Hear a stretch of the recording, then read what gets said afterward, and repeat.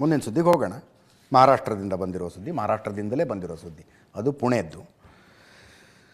ಶಿವಸೇನೆ ಏಕನಾಥ್ ಶಿಂಧೆ ಬಣದ ಕಾರ್ಪೊರೇಟರು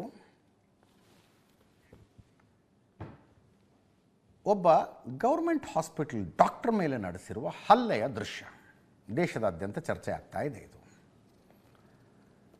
ಈ ಕಾರ್ಪೊರೇಟರ್ ವಾರ್ಡ್ನಲ್ಲಿ ಯಾರೋ ಪ್ರೆಗ್ನೆಂಟ್ ಇದ್ದರು, ಹೆರಿಗೆ ನೋವು ಬಂದಿದೆ, ಹಾಸ್ಪಿಟ್ಲಿಗೆ ಕರ್ಕೊಂಬಂದಿದ್ದಾರೆ. ಡಾಕ್ಟರ್ ಅದನ್ನು ಚೆಕ್ ಮಾಡಿ ಮಗು ಅದೇ ಇದನ್ನೇ ಹೇಳ್ತಾರಲ್ಲೇನು ಪ್ರೀಮ್ಯಾಚುರ್ಡ್, ಇನ್ನೂ ಪೂರ್ತಿ ಟೈಮ್ ಆಗಿಲ್ಲ, ಸಮಸ್ಯೆ ಆಗಬಹುದು, NICUನಲ್ಲಿ ಇಡಬೇಕಾಗತ್ತೆ, ನಮ್ಮಲ್ಲಿ NICU ಎಲ್ಲ ಫುಲ್ ಇದ್ದಾವೆ, ನೀವು ಇನ್ನೊಂದು ಹಾಸ್ಪಿಟ್ಲಿಗೆ ಕರ್ಕೊಂಡೋಗಿ ಅಂತ ಡಾಕ್ಟರ್ ಹೇಳ್ತಾರೆ. ಡಾಕ್ಟರ್ ಹಿಂಗೆ ಅಂತಿದ್ದಾರೆ ಅಂತ ಆ ಡೆಲಿವರಿಗೆ ಬಂದ ಹೆಣ್ಣುಮಗಳ ಕಡೆಯವರು ಕಾರ್ಪೊರೇಟರಿಗೆ ಫೋನ್ ಮಾಡ್ತಾರೆ. ಕಾರ್ಪೊರೇಟರ್ ಸೀದಾ ಅಲ್ಲಿ ಬಂದದ್ದೇ. ಕಾರ್ಪೊರೇಟರ್ ಕಲ್ಯಾಣ ಡೋಂಬಿವಿಲ್ಲಿ ಪಾಲಿಕೆಯ ಕಾರ್ಪೊರೇಟರ್ ರಮೇಶ್ ಮಾತ್ರೆ ಬೆಂಬಲಿಗರನ್ನ ಕರ್ಕೊಂಬಂದ. ಈ ಕಾರ್ಪೊರೇಟರ್ ಬಂದಾಗ ಆ ಡಾಕ್ಟರ್ ಏನೋ ಫೋನಲ್ಲಿ ಮಾತಾಡ್ತಾ ಇದ್ದರೆ ಡಾಕ್ಟರ್ ಮೇಲೆ ಅಟ್ಯಾಕ್. ನೋಡಿ ಆ ದೃಶ್ಯಗಳನ್ನು ನೋಡಿ ಒಂದ್ಸಲ.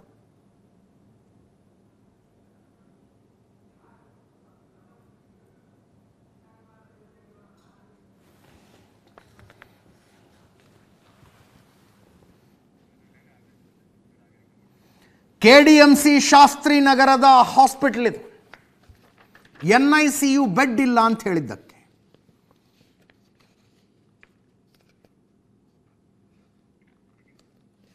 CCTV ದೃಶ್ಯಗಳನ್ನು ನೋಡ್ತಾ ಇದ್ದೀರಿ.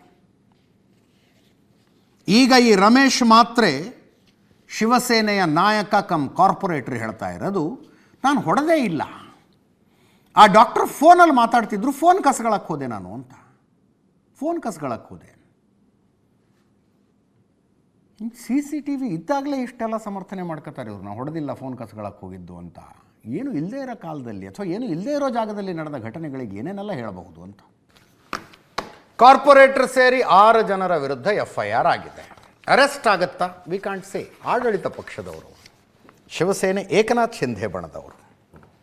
ಇದರೊಂದಿಗೆ ಇವತ್ತಿನ ನ್ಯೂಸ್ ಅವರು ಮುಗಿಸ್ತಾ ಇದ್ದೀವಿ. ನೇರ ದಿಟ್ಟ ನಿರಂತರ ಸುದ್ದಿಗಾಗಿ ನೋಡ್ತಾ ಇರಿ ಏಷ್ಯಾನೆಟ್ ಸುವರ್ಣ ನ್ಯೂಸ್.